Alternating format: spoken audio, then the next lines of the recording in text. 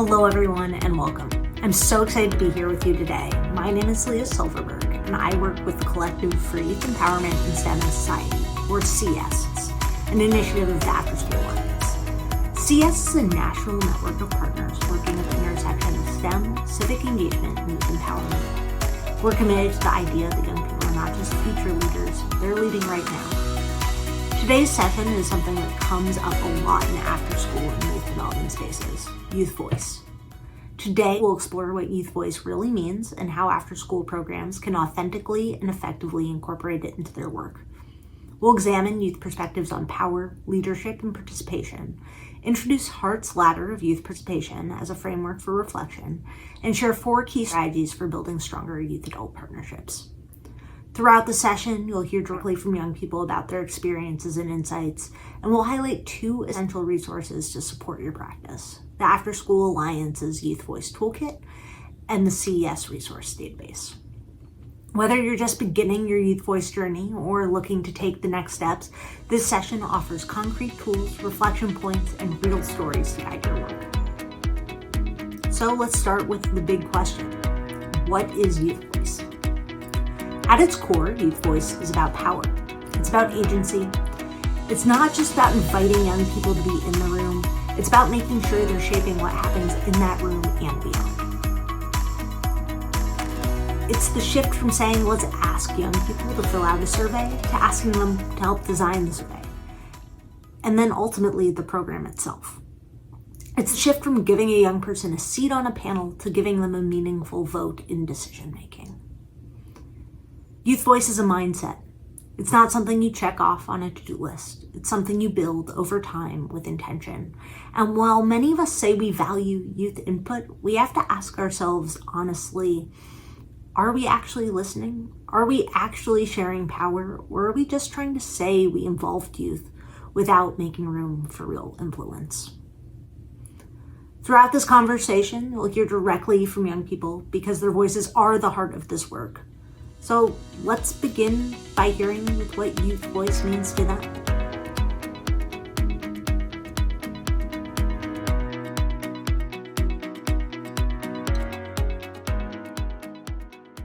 I'll go ahead and start, but I think youth voice, like for me personally, means a moment of like complete unbiased presence, where there's not a moment where I feel I'm having to change my words or manipulate what I'm saying because of an authoritarian presence. And I think that's very important to get the most raw, critical answer you can receive. And so youth voice to me is something that's just raw and natural and what comes off right off the head without anything influencing. And I was gonna say voice, I think it's nice to have like is like sharing, having a space to share ideas, your opinions, knowing they matter, and being able to have conversations with people, decisions that are gonna affect us, and about being able to lead things. For me, youth voice means like having equal leadership opportunities and other opportunities no matter how old you are.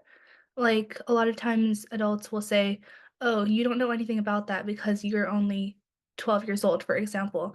I think youth voice means taking into consideration the words of somebody who is a child or a young person, no matter like how complex of a topic they might be talking about. Like they may have something really important to say. And a lot of times adults like push that aside or don't hear it all the way because they feel like it's like age discrimination but opposite. For me, youth voice is like giving like people to have like opportunities to show what they think on matters. Again, somebody said it was like unbiased, so it just gives them ideas, like it allows them to express matters that affect them personally or what they think about it. So yeah. To me, youth voice means like taking a stand for what you believe in and speaking out against things that maybe you don't agree with, especially when it comes to policy changes or those type of issues. And again, like many mentioned, it's fighting, like speaking against adults who maybe don't know, like are going to say that you don't know this because you're this young. I would also say like honesty and then just a unique perspective. I think especially in terms of policy, it's more geared towards adults. And so if you have more young people who have like, unique lived experiences and that sort of thing, that could really help make better decisions on behalf of us as a group. Now that we've heard from young people themselves, I want to introduce you to a framework that can help us think about what meaningful youth voice actually looks like in practice. It's called Hart's Ladder of Youth Participation. It was developed back in 1992 by sociologist Roger Hart. And it's based on earlier work that looked at how citizens participate in democracy. Hart adapted this idea specifically for young people, and what he came up with was a visual ladder, 8 rungs that represent different levels of youth involvement. At the very bottom of the ladder are manipulation, decoration, and tokenism. These are situations where young people might be included, but they're not actually participating in a meaningful way.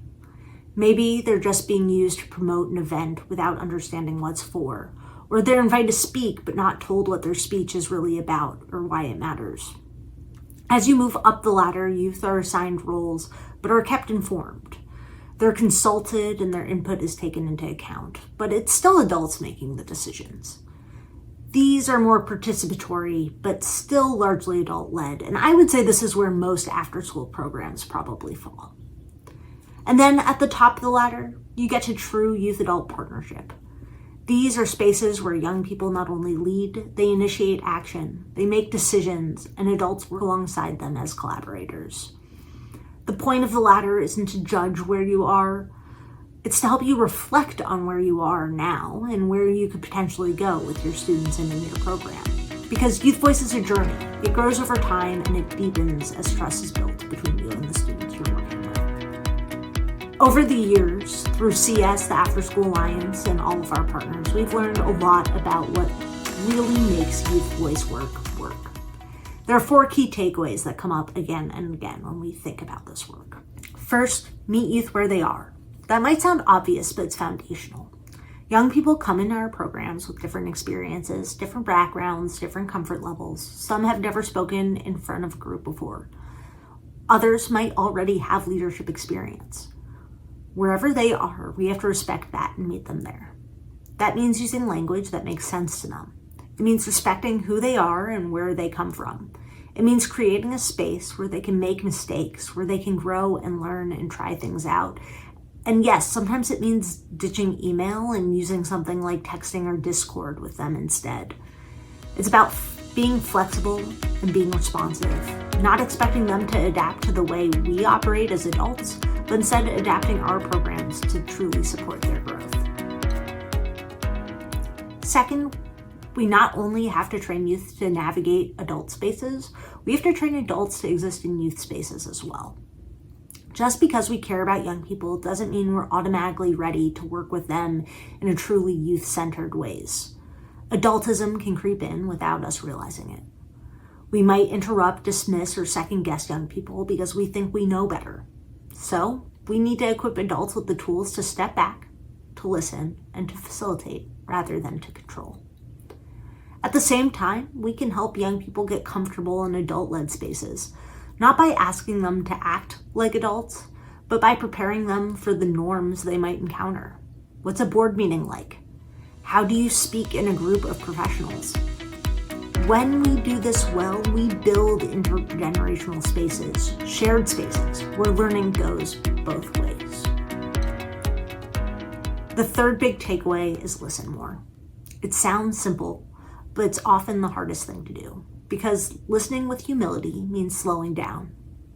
It means letting go of our agenda. It means being open to feedback, even when it challenges us or makes us uncomfortable. And listening isn't just about hearing, it's about acting. If we're asking young people to speak up, we have to be prepared to follow through. Or if we can't do what they've asked, we need to explain why with honesty and respect. Being transparent builds trust. Even if the answer is no, you feel respected when they're treated like partners. Finally, you have to let the youth lead. This is where it all comes together. And I'll be honest, it can be messy. Things might take longer. It might not look the way we do it ourselves, but it's theirs and that matters. Letting youth lead doesn't mean we disappear. It means we're there as mentors, as supports, as collaborators. We ask questions, we step back when needed, we offer structure, but we don't take over. And when we do that, when we really hand over leadership to youth, we see not just their growth, but their transformation of entire programs. Let's pause and hear again from youth. We asked them, what can after-school programs do to better incorporate youth voice?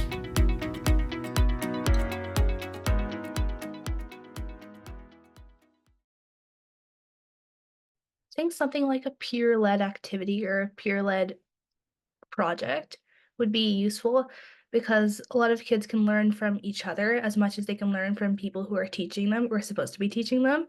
Like allowing kids to share ideas, thought processes, and just like bounce off each other with ideas. Like use each other to practice speaking, use each other to practice communication, and use each other to learn. I think that's just equally important than typical here is a blackboard or whiteboard and learn off here and I'm going to teach you. Like learning from each other, that's how the real world works. Like a lot of times you don't have somebody who's like instructing you. So I think that's equally important. I think as someone who grew up in other countries, having the option for people that speak other languages and breaking down that language barrier, I mean, could make people feel younger so much comfortable, or people that are older. I mean, English is not my native language. So I think having the option for, a bilingual session or something like that, I think is really will break down any sort of uncomfortable feelings. And I thought I'd mention that because it's not something that's always thought about. I'd say possibly allowing youth who have been through after school programs and things like that to be in leadership positions within those organizations. I think that could really help to provide unique perspective and said, okay, so when I was a little kid, I did X, Y, and Z. And so because of that foundation, I'm able to do this in college or I'm able to do this in the workforce. And so bringing that perspective to those organizations could definitely help. For me, I think there needs to be like more like opportunities for like youth to share, or maybe some like youth-led activities. So maybe like something like a youth advisory board. I'm part of one at my local school. So those are like opportunities for youth to get ideas and In school settings or local community settings, I think it's really important to keep regularity. That way, a narrative isn't pushed out that it has to be confined in this much time and this much era, and it makes it a lot more fluid for someone to speak. And I think that's where there's sometimes lacking when there's a push time frame. Something else I want to name is that youth voice isn't just for older teens. We can and should start early. Young people in elementary or middle school can absolutely have voice. They can tell us what they're interested in. They can help make group decisions. They can take on leadership roles that are appropriate for their age. And starting early matters. It builds confidence. It helps them understand their voice matters from day one. So don't wait until high school to offer leadership opportunities to the young people that you work with. Here's what some youth had to say about how to support younger students in developing voice and leadership.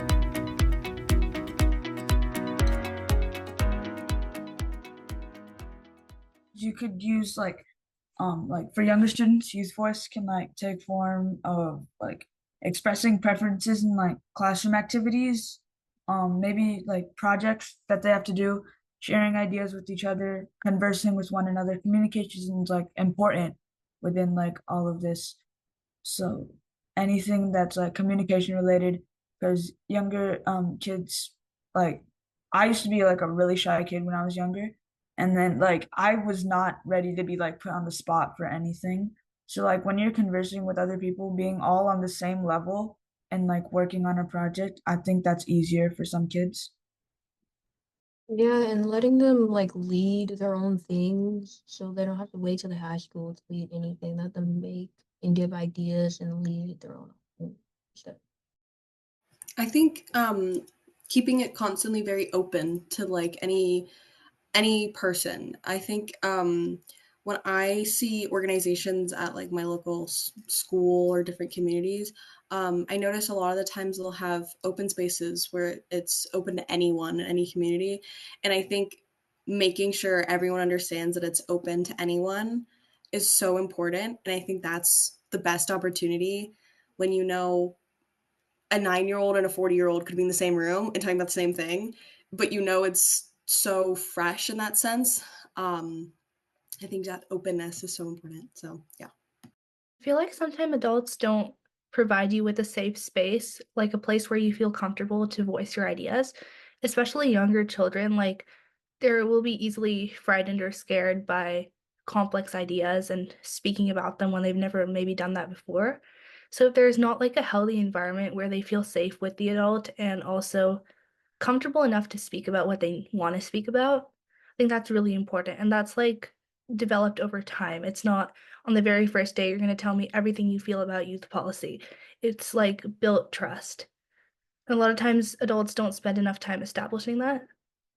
One really cool technique that stood out to me from this program I did when I was in like third grade, I was around like 8 or 9 years old, but they had like an activity room where there would be adults who were like facilitating and like will help you if you need help with some of the activities that they had. But they were just sitting there and they were like quietly observing our conversations and like just kind of like an observation almost, but like the kids were allowed to do whatever activities they want from the table they could choose. And then they would just be like watching us and trying to understand what we were talking about, what was going through our heads as we were making those. They were like those STEM kits, that you have to put together. I think something like that would be useful so the adults can know like what we really want to say without us having to go and tell the adults. That helps with younger students, especially because they might not be comfortable saying it aloud when they feel like somebody's listening just to them. Like if the adult is just sitting there and observing, it's a little bit easier and they feel more comfortable. Now, we also need to talk about the things that can go wrong, because no one gets this perfectly. Once again, we asked youth, what are some common mistakes adults make when trying to elevate youth voice?